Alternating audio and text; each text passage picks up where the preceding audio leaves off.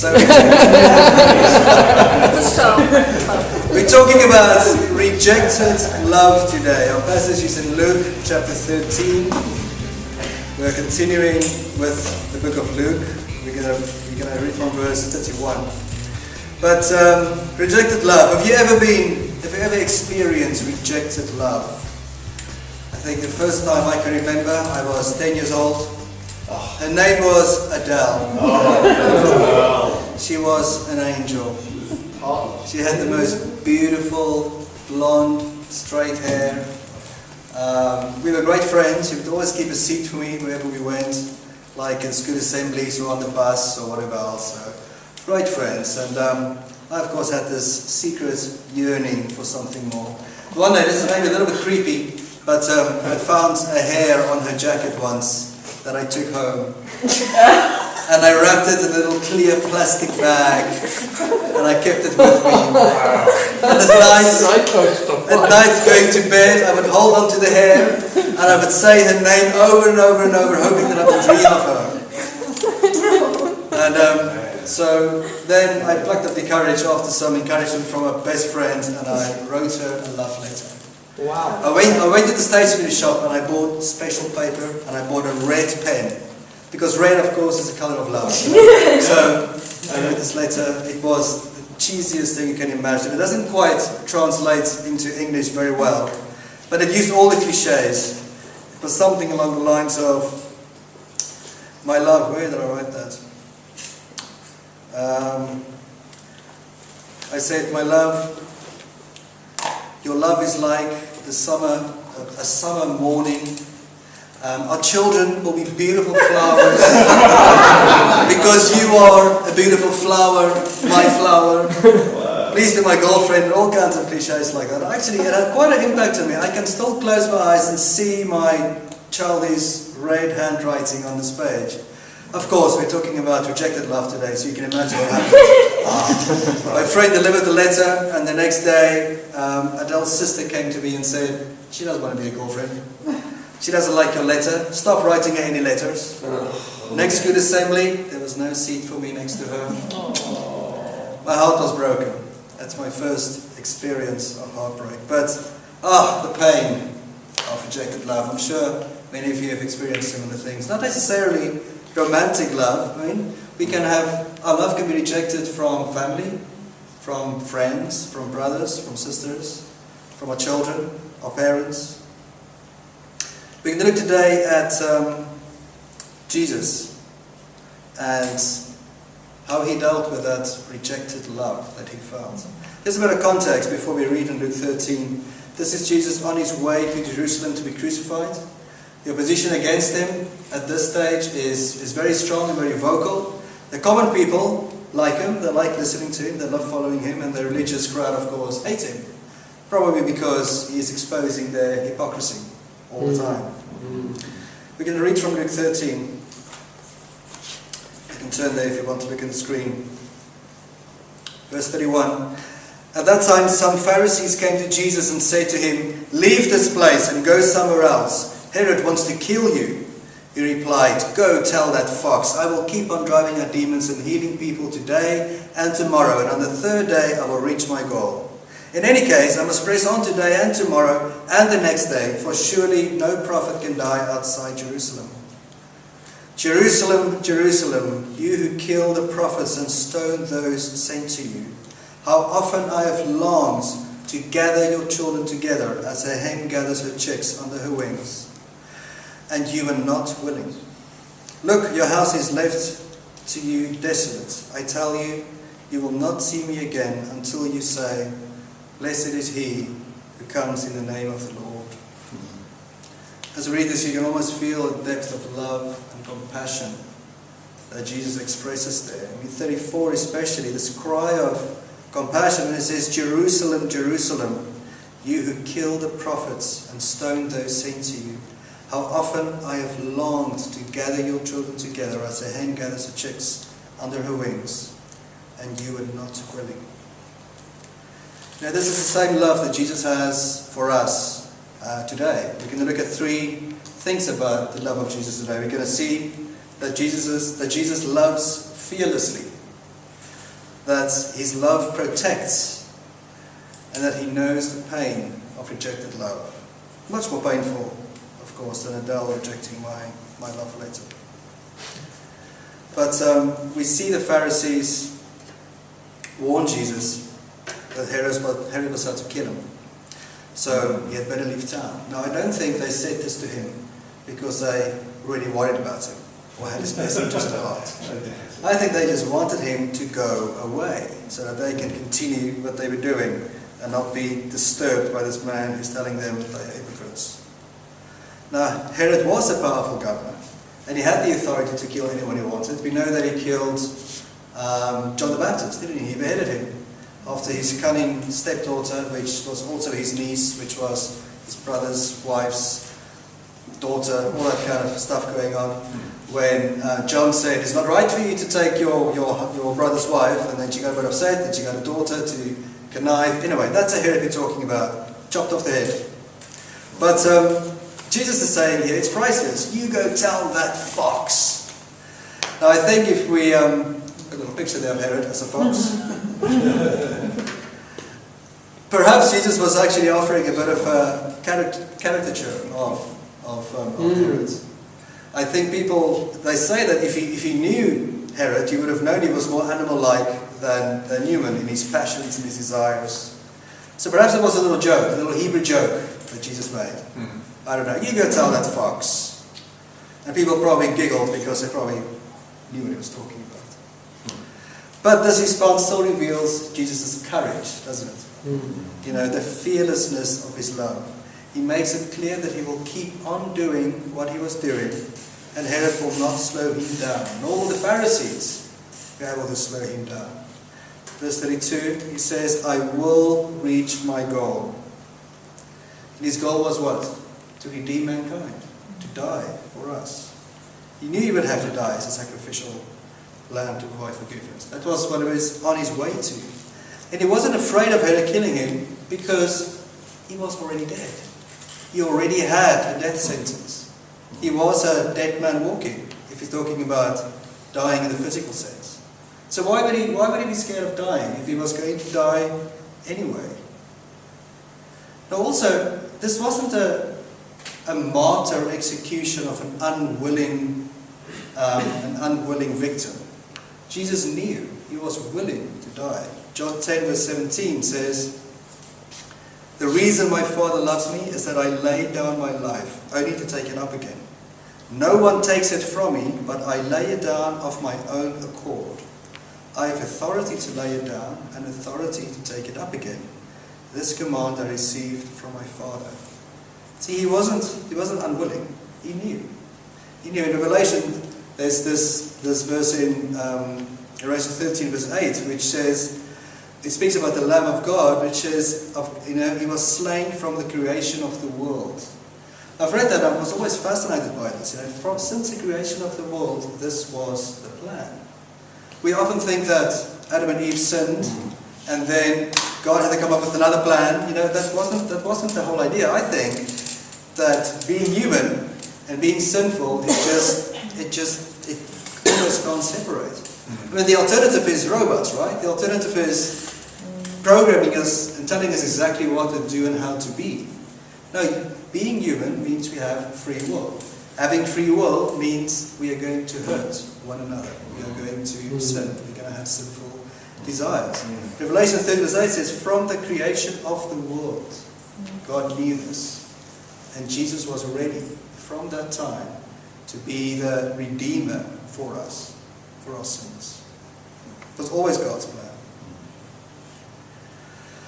In our passage that we read in Luke 13, Jesus was just a few days away from carrying a literal cross. He was on his way to be crucified. But he was already carrying that cross in his heart and his mind. He already knew what was going to happen. At the beginning of his ministry, he knew that he would die and he would rise again. Remember how he said, he destroyed this temple and I'll build it up again in 3 days, talking about himself. He always knew. He was determined to stay on course. For us though, I think human nature wants to always take a detour from what is difficult, right? Instead of staying on course, I mean, we can say, this marriage is just too hard. I think we need to think about maybe having a break, because it's just too hard to stay in this marriage. That's what human nature says, rather than maybe dealing or facing what is difficult. It says, don't respect the difficult boss at work. Rather talk badly about him behind his back. That's much easier than showing him respect. Don't use any of your free time for God's kingdom. You are tired. You have a busy schedule. And yes, we do. That's absolutely true. The difficult thing is to still, even when it's difficult, use our time for God's kingdom. Or it's difficult to try and change our character, right? To be more like Jesus. It's easier to maybe change friendships than to change character if there's a bit of a clash. Maybe human nature says that Christian life is supposed to be easy and to fit around me. That's the easier way to go about it. It's so interesting how you hear stories like this where, people just choose to go and worship somewhere else where they feel more, comfortable or whatever it might be, regardless of doctrine. That's an easy thing to do. The difficult thing, not to detour from the difficult, is to face reality. And Jesus did clearly say, I'm feeling being a bit hardcore here, but Jesus said, whoever wants to be my disciple must deny themselves, take up their cross daily and follow me. Now there is a cross for everyone who would follow Jesus. It's undeniable. And Jesus gives us the example of carrying that cross without fear. Now there are great ways and reasons why we can do that, which we'll get to. There's another great application for us thinking about this is that if you belong to God and if you are carrying that cross, like Jesus, you don't have to fear anything. You don't have to fear any fox. You can laugh in the face of the fox. You don't have to fear death even. When we carry the cross, we have already died. We are dead men and women walking if we carry the cross. That is such a liberating feeling and experience once we realize that this physical life is one mist, that is going to be gone very soon, and then eternity will await us. Many of you know that our dear friend Jill passed away only a few weeks ago. This was a massive shock and heartache for everyone who knew her. She was completely fine on Thursday, and with under a week, she was dead. It's interesting because once she lost consciousness and was in full life support, and we were obviously praying for her, but my prayers changed. It changed not so much for her to come out of this coma or this situation she was in, because I read quite a bit about life after septic shock that she had, the incredible long time of recovery, the disability that follows. And she was very, very ill. My prayer became that she would know that the people around her are loving her, and that she will approach eternity with God with joy and gladness, as I believe she did. She left a massive gap in our lives, and we are very sad for us. But I'm not sad for her. I am overjoyed. There was a quote from one of her friends that wrote on a Facebook page where there was a picture of her after she died. And she wrote, Jill was the first person I met when I came to Cape Town. Because of her love and kindness, my entire life has changed, and I can now look forward to eternity with God. It was incredible to read that, to see the impact that she had on people, and I know that's the impact she had. Jill completed her race. When I just became a Christian about 16 years ago, we used to have the saying, now I know this is not an absolute saying, you can't solely live by it either, but it was, only two things matter in life. Am I going to heaven, and who's going with me? I know that is how Jill lived. And I am truly overjoyed for her. Whenever I think about her now, I am overjoyed I think about the struggles that she did have, and did so much just fought to stay in the center of God's love. I truly am overjoyed for her. I'm very sad for her mother who's left with, now having lost both her children, of course, that's very sad. But for Jill, I'm overjoyed. Her life mattered. I love, we don't need to fear death if we carry the cross. We can laugh at any threats. This passage in Proverbs about the godly woman is awesome. It says she can laugh at the days to come. That is what we can do when we carry the cross. We're able to laugh at the days to come. That's what Jesus did. He was laughing at this fox who apparently was going to kill him.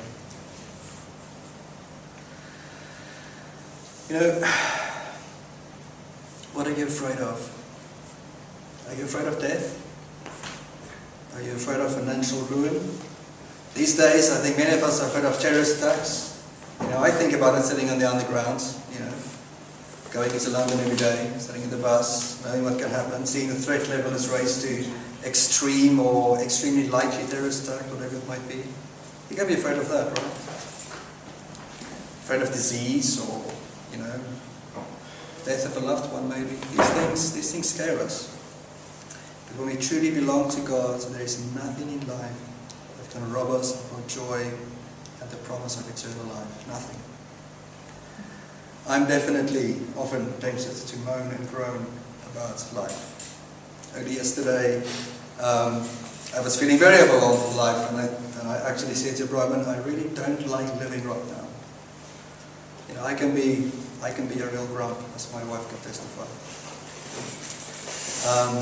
Are you maybe grumpy? Are you grumpy with me? Are you a grump? Does it feel like does life feel too hard? It's true that life is hard, and it's not fair. But life isn't all there is. Life is not all there is. This is just a mist. This is just a small, small beginning of the rest of eternity. If you are feeling grumpy like me, maybe the answer for us is under the cross, where we are carrying the cross, where we are in that zone with Jesus. Then we can laugh at things that are scary. We can love fearlessly. It's a great lesson for us, just like Jesus did. But Jesus' love also protects. Now Jesus makes reference to two animals in this passage, the fox and the hen. And I always wonder, is that because foxes and hens are mortal enemies? Is that maybe why? The fox in the hen house type thing. But nevertheless, fox and the hen, let's read verse 34. Where Jesus says, Jerusalem, Jerusalem, you who kill the prophets and stone those sent to you, how often I have longed to gather your children together as a hen gathers her chicks under her wings, and you were not willing. So I said earlier, the depth there of the compassion of Jesus, the heartache in that cry, Jerusalem, Jerusalem, he says. Jesus is described, or God is described as many things in the Bible. He's called a rock, he's called the light, he's called the shepherd, he's called the door. And every one of those things give us a little insight into the nature and the character of God. In this passage, he says he's a hen. So a rock, but also a hen. Interesting.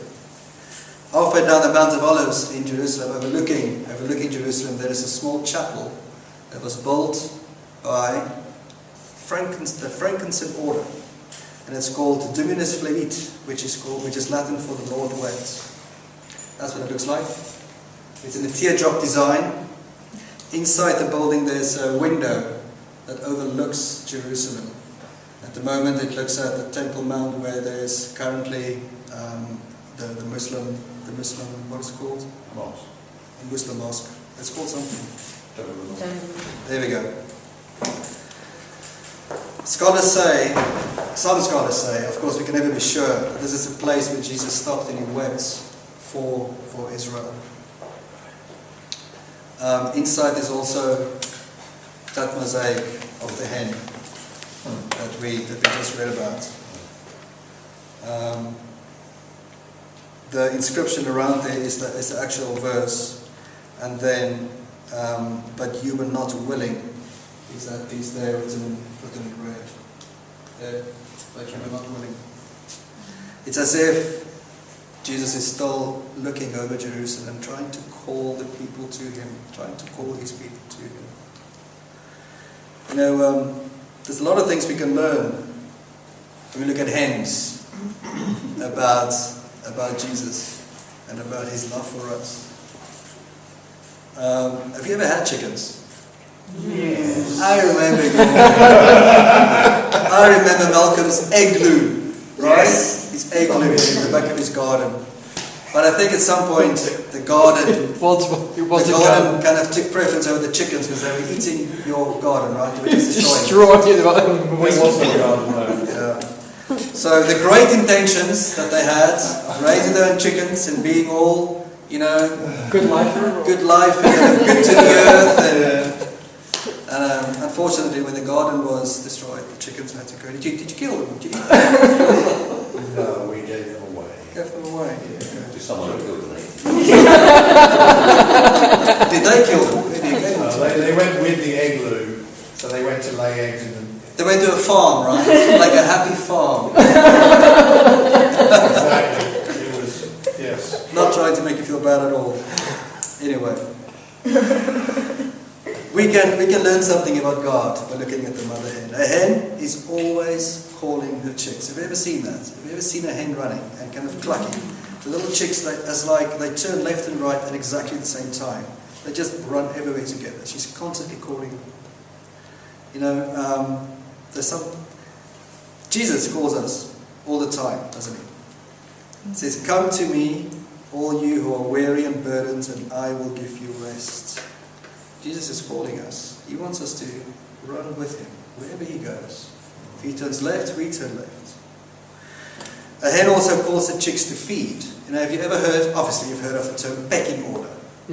Now, when I thought about this, I actually never knew that this came from looking at chickens, because chickens peck. It should be obvious, but I never quite considered it. So they're actually quite violent in trying to get food for themselves. They would peck each other, and the stronger would get the food, and the weaker would kind of stay behind and not be so, be a little bit more hungry. Now you can imagine that the little baby chicks are not going to be the most dominant in the chicken coop, right? In the house, in the hen house. So what the mother does is she finds food. I also looked at a ton of YouTube videos about this last night. She finds the food and then she calls the chickens, and then they kind of come and she kind of protects them while they eat before she eats herself. It's amazing. She calls them to feed. She is super protective. I found this video that I have to show you. But how fierce, chickens, right? How protective this chicken can be. Have a look at this.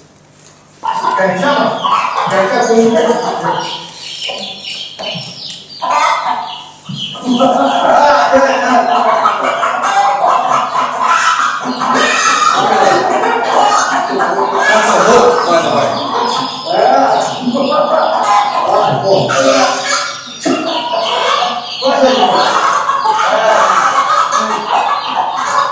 Can you imagine? And then the hook was caught. That's just, look at that beak, right? The mother hen just goes for it. She just kind of attacks this thing that is trying to get close to her chicks. I also read about this guy in Canada. Obviously, this is the internet. I don't know how much of this is true, much of this is not. But it's a nice story. Anyway, let's pretend it's real, right? Because everything in the internet is true. And he had chickens in a chicken coop where apparently the thing burned down. And when he went to look at his coop, there was a dead hen, and underneath were all the chickens, all the little baby chicks still alive, as if the mother hen protected the chickens. Looking at that, I can kind of believe that she would do that. I saw so many videos of hens chasing dogs and cats away. It is intense, and it's a chicken, for goodness sake. I've never, his brain is like, what, this big? But it has that urge to protect. Psalm 91 verse 4 reads, He will cover you with his feathers, and under his wings you will find refuge. His faithfulness will be your shield and rampart. God wants to shelter and protect us from harm. For us it is imperative that we understand that the only safe place in the universe is right there, in God's love, where he can protect us. Why is Jesus weeping? He's weeping because the Jews did not seek shelter under his love. They were not willing. We need to stay close to the mother hen because there's a lot of danger around us. I had to think to myself, if I wandered away from that protection of his love, have you moved away from that protection, from the center of his love? There's this amazing verse